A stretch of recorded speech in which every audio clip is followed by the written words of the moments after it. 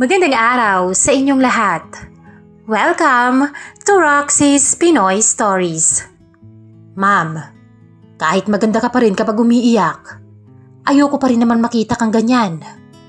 Sabi ko sa kanya habang nakasilip sa rearview mirror. Mahina siyang napatawa habang pinupunasan ng tissue ang kanyang mukha. Napaangat ang tingin niya sa rearview mirror ng sasakyan. Nagtama ang mga mata namin. Ikaw talaga, Kaloy. Pero salamat ha, kasi napapagaan mo ang damdamin ko. Madamdamin niyang sabi. Walang anuman, ma'am. Sana, huwag niyong hayaan na kainin kayo ng sakit at lungkot. Mas lalo kayong gumaganda kapag masaya at ngumingiti. Ani ko at pinapagaan ang kanyang loob. Napangiti siya sa sinabi ko. Humirit ka pa talaga. Ani ang natatawa. Pero seryoso po ako. Deserve mong pahalagahan at mahalin. Hindi ang saktan at lukuhin. Nakita ko ulit ang pamumuo ng luha sa kanyang mga mata habang marahan siyang tumatango sa sinabi ko. Sana ikaw na lang naging asawa ko, Kaloy. Mahina niyang sabi ngunit sapat para marinig ko. May konting lungkot na lumukob sa puso ko sa mga sinabi niya.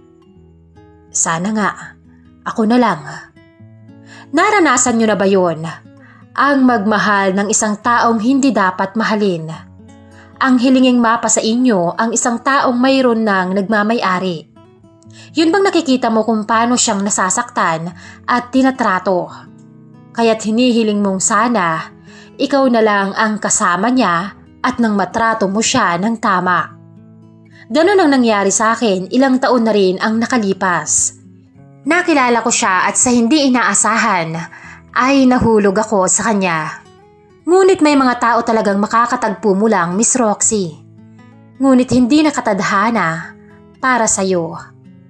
Magandang araw po sa inyong lahat. Tawagin niyo na lamang po akong Kaloy. Hindi ko totoong pangalan. Isa po akong driver ng isang politiko sa aming lugar. Ilang taon na rin akong nagmamaneho para sa kanya at paminsan-minsan ay sa asawa niyang si Ma'am Lira. Hindi nila totoong pangalan. Kaya halos pamilya na rin ang turing nila sa akin. Kung tutuusin, masasabi mong maayos naman ang buhay nila. Pero gaya ng maraming mag-asawang matagal nang nagsasama, ramdam mong may lamat na sa pagitan nila. Si Sir Roland, palaging abala, mga proyekto, meeting, pulong dito, pulong doon. Si Ma'am Lira naman, madalas ay naiiwan sa bahay. Tahimik lang siyang babae, disente, pero minsan, kapag hindi niya alam ay napapansin ko. Nakatitig lang siya sa kawalan. Ang dalawa naman nilang anak ay may kanya-kanya na ring buhay. Ang kanilang panganay ay nag-asawa na at nasa Maynila. Ang bunso naman ay nasa US naka-base ang trabaho. Madalas ako nakatalaga kay Sir. Laging ako ang kasama niya lalo na nung kasagsagan ng campaign period niya. Kampanya roon, kampanya rito. Nagbunga naman ang paghihirap namin nung nanalo siya. Pero nitong mga huling buwan, ako na rin ang tagahatid ni Ma'am. Kaloy, ikaw na muna ang bahala kay Ma'am Lira mo. Ako na ang magdadrive sa sarili ko. Siya na lang muna ang samahan mo at baka marami ring pupuntahan. Hindi na ako nagtanong sa utos na yon. Alam kong trabaho yon. Pero dun nagsimula ang mga tahimik naming biyahe. Ako at si Ma'am sa loob ng kotse. Habang dumadaan sa mga kalsadang pareho naming kabisado, minsan sa grocery, minsan naman ay sa mall, sa simbahan at mga simpleng gawain lang. Pero habang tumatagal, pakiramdam ko hindi lang basta biyahe ang bawat punta namin. Kaloy, minsang sabi niya habang nasa sasakyan kami, matagal ka na bang driver? Matagal na rin po, Ma'am. Sa pamilya niyo po, mga 5 taon na. Sagot ko. Matagal na rin pala, no? Ngumiti siya ng mahina. Buti, hindi mo minsan naiisip na nakakasawa rin, no? Yung paikot-ikot lang. Napatawa ako ng mahina. Hindi naman po. Sanay na rin. Basta alam kong maayos ang amo, okay na. Tahimik siya sandali, bago muling nagsalita. Mabait naman si Roland, pero minsan, nakakalimutan niya rin kung paano makinig. Hindi ko alam kung anong isasagot sa kanya. Pakiramdam ko, hindi ko dapat marinig yung mga salitang yon. Pero sa tono niya, may bigat kang mababanaag. Parang gusto niyang maglabas ng hinanakit, pero pinipigil niya. Pag-uwi namin, binigyan niya ako ng pagkain. Salamat sa paghatid, Kaloy. Sabi niya. Salamat din sa pakikinig. Pag-alis ko ay biglang bumigat yung dibdib ko. Hindi ko alam kung dahil naaawa ako sa kanya o dahil gusto kong marinig ulit yung boses niya. Simula nung araw na yon, naging mas madalas na kaming magkasama ni Ma'am Lyra. Madalas siyang magpahatid kahit sa mga simpleng lakad lang. Parlor, palengke, minsan kahit sa cafe. Para daw makalanghap ng ibang hangin. At bilang driver, trabaho ko lang naman talaga yon. Pero aaminin ko, hindi ko na itinuturing na simpleng biyahe ang bawat oras na kasama ko siya. Kaloy, sabi niya minsang umuulan. Ayoko nang bumaba. Maghintay na lang tayo hanggang tumila. Tumango ako at nanatili kaming dalawa sa loob ng sasakyan. Sa labas ay rinig na rinig namin ang patak ng ulan. Pero may kung anong hindi matahimik sa pagitan namin.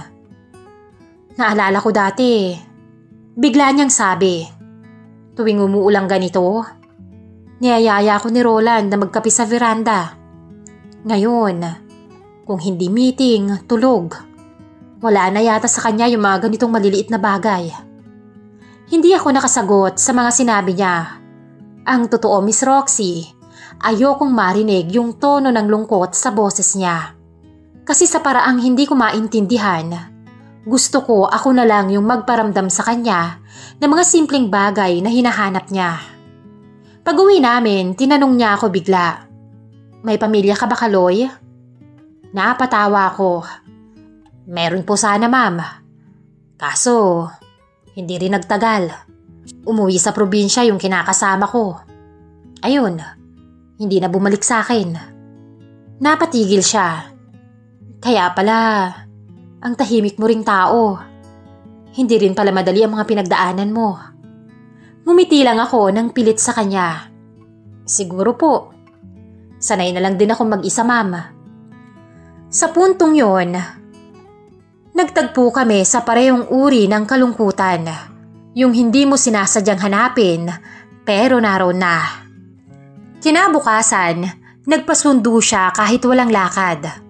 Samahan mo lang akong mag-ikot-ikot. Gusto ko lang lumabas. Sabi niya. Kaya nagpasikot-sikot lang kami sa bayan. Huminto kami sa tabing dagat. Tahimik lang kami habang pinagmamasdan ang mga alon. Tapos dahan-dahan siyang nagsalita. Alam mo ba, Kaloy? Minsan naiisip ko kung may totoo pa bang nagmamalasakit sa akin. Hindi lang dahil politiko ang asawa ko, kundi dahil sa ako lang, si Lyra bilang tao, at hindi bilang asawa niya. Parang may kumurot sa dibdib ko. Gusto kong sabihin, oo, ako yun. Pero hindi ko magawa.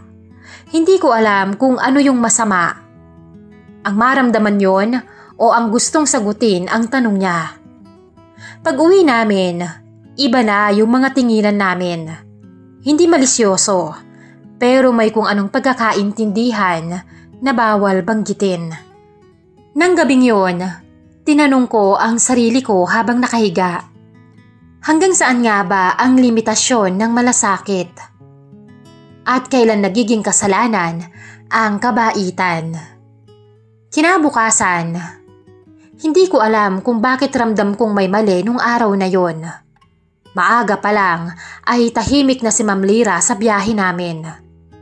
Wala yung mga karaniwang kwento niya. Tila ba may mabigat sa dibdib niya habang nakatanaw sa labas. Ma'am, diretso po ba tayo sa munisipyo? Tanong ko habang binabagtas namin yung kalsada. Oo, Kaloy. Maikli niyang sagot.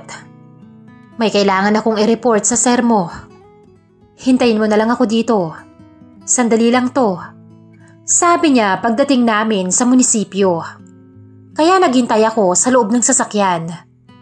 Ngunit hindi ko alam kung bakit sumunod ako sa kanya sa loob. Huminto lang ako sa harap ng pintuan ng opisina ni sir. At hindi na pumasok pa. Pero mga ilang minuto pa lang, narinig ko na ang kalabog sa loob. Kasunod nun ay mga boses. Mababa sa una, tapos biglang naging malakas. Roland, ano to? Napalingon ako sa pintuan. Ayokong makialam, pero hindi mo naman kayang baliwalain yung ganong tono. May mga ilang empleyado na rin ang napapatingin. Kaya ba hindi ka na nagpapadrive kay Kaloy? Dahil may iba na palang nagmamaneho sa'yo? Hindi ko lubusang maintindihan ang mga sagutan nila sa loob. Pero halata ko sa boses ni Ma'am na umiiyak siya. Ilang sandali pa ay lumabas siya. Nakayuko at nanginginig. Pero pinipilit magpakatatag. Mabilis akong tumakbo palabas ng gusali. At pinagbuksan ko agad ng pintuan ng sasakyan si Ma'am. Umuwi na tayo, Kaloy. Mahina niyang sabi. Tahimik kaming bumalik sa bahay. Walang salita at hindi na ako nagtanong. Ang tanging maririnig lang ay yung ugong ng makina at yung mahina niyang paghikbi na pilit niyang tinatago. Pagdating namin sa garahe, hindi siya agad bumaba. Nakatingin lang siya sa harap. Tapos ay bigla siyang nagsalita. Alam mo, Kaloy, nakakahiya pala pag ikaw mismo yung niloloko. Akala mo matibay ka. Pero kapag nakita mong totoo na, parang wala nang matitira sa'yo. Hindi ko alam kung dapat ko ba siyang aluin. Pero hindi ko rin naman kayang manahimik lang. Ma'am, pasensya na pero huwag niyo pong hayaang masira kayo. Tumingin siya sa akin. Yung tingin na parang humihingi ng konting lakas. Salamat, Kaloy. Hindi ko alam kung paano ko kakayanin yun. Gusto kong sabihin sa kanya na hindi ko siya iiwan. Pero sa loob ko, alam kong delikado na yung mga salitang yon. Kasi habang mas nakikita ko kung gaano siya nasasaktan, mas lalo kong nararamdaman yung pagnanasang maging sandigan niya. Simula nung araw na mahuli ni Ma'am si Sir Roland, iba na ang katahimikan sa loob ng bahay. Kung anong ikinatahimik nito ay dumoble pa. Kahit si Aling Nena, yung kasambahay, ay halatang nag-aalangan kung paano kikilos. Kapag magkasama silang mag-asawa, ako, nasa gitna lang. Parang bantay sa bahay na hindi alam kung kanino papanig. Isang gabi ay tinawag ako ni Ma'am. Kaloy, samahan mo naman ako. Kailangan ko lang magpalamig ng ulo. Sa kalagitnaan ng aming biyahe, ay nakiusap siyang dumaan sa isang convenience store. Bumili siya ng ilang bote ng alak.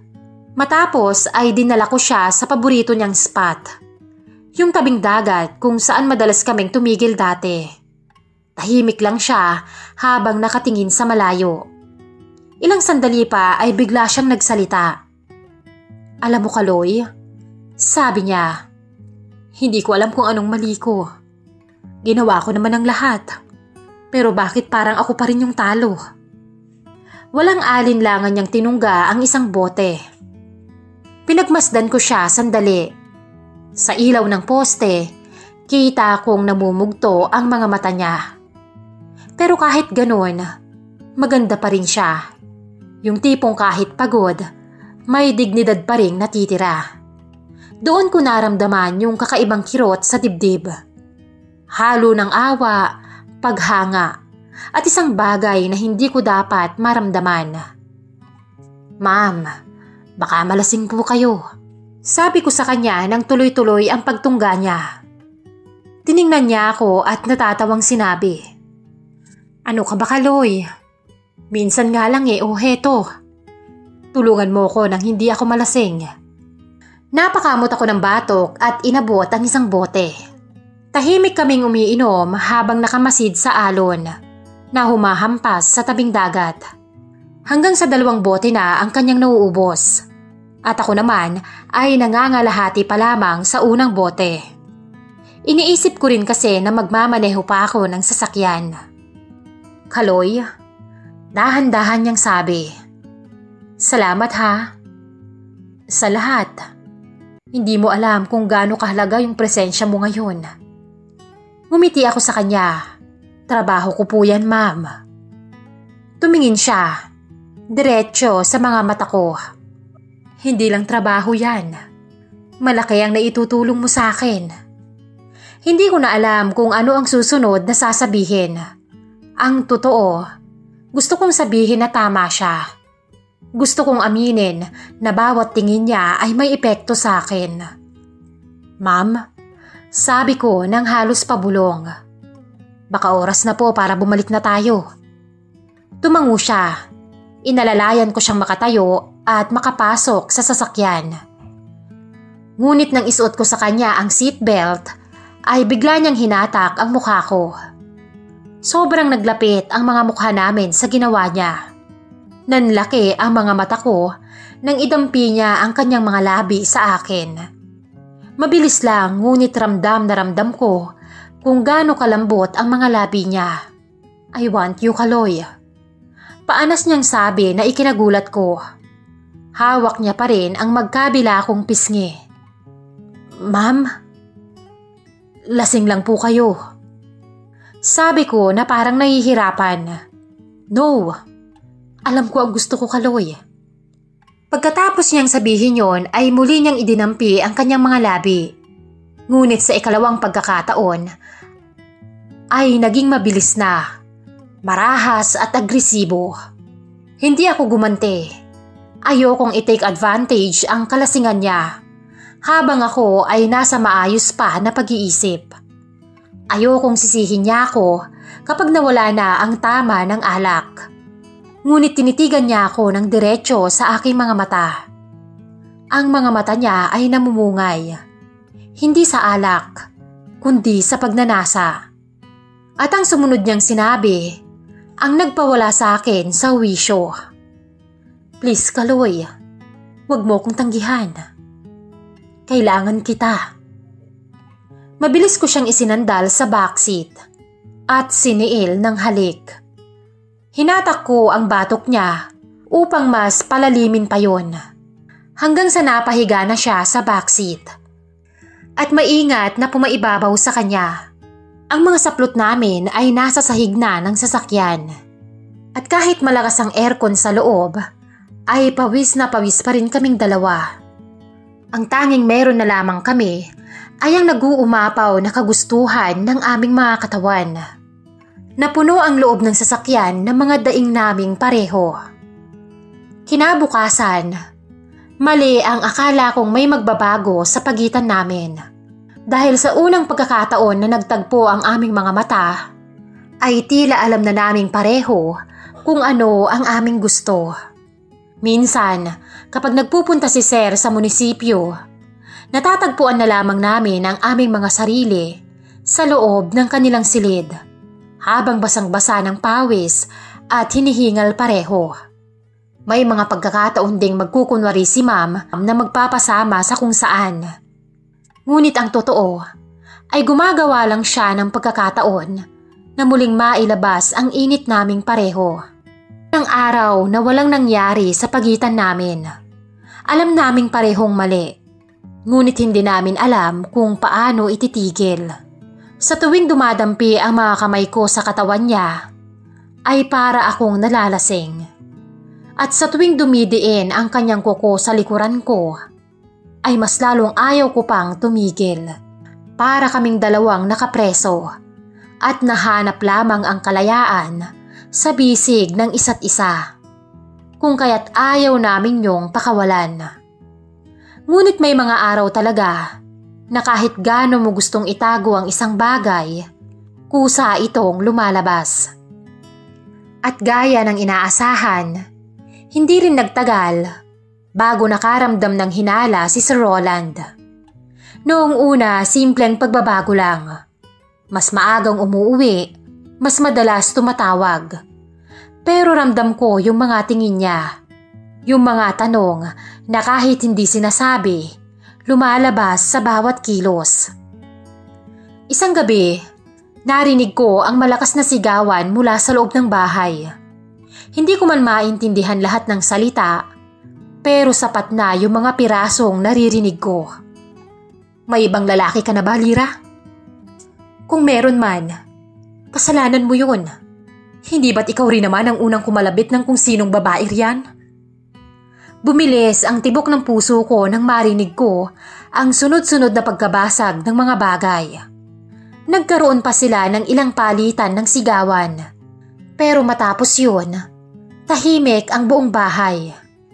Hindi ko na natiis at pumasok ako sa garahe. Pagkapasok ko ay nakita ko si Ma'am. Bitbit niya ang ilang maleta. Maputla pero kalmado. Ma'am, tawag ko sa kanya. Tumingin siya sa akin. Kaloy, aalis na ako. Hindi ako agad nakareact sa mga sinabi niya. Ma'am, saan po kayo pupunta? Hindi ko pa alam. Sagot niya, pero hindi ko na kaya rito. Wala na rin namang dahilan para manatili. Tahimik ako sandali at tsaka ko lang nasabing, sasamahan ko po kayo. Ngumiti siya. Yung tipong puno ng lungkot. Hindi na, Kaloy. Huwag mong isakripisyo ang trabaho mo para sa akin. Lumapit siya sabay sabi, walang alam si Roland tungkol sa atin. Ayokong madamay ka. Sa simula pa lang naman, may lamat na ang pagsasama namin. Ayokong pati ikaw ay malagay sa alanganing sitwasyon. Kaya ipangako mo sa akin, Kaloy.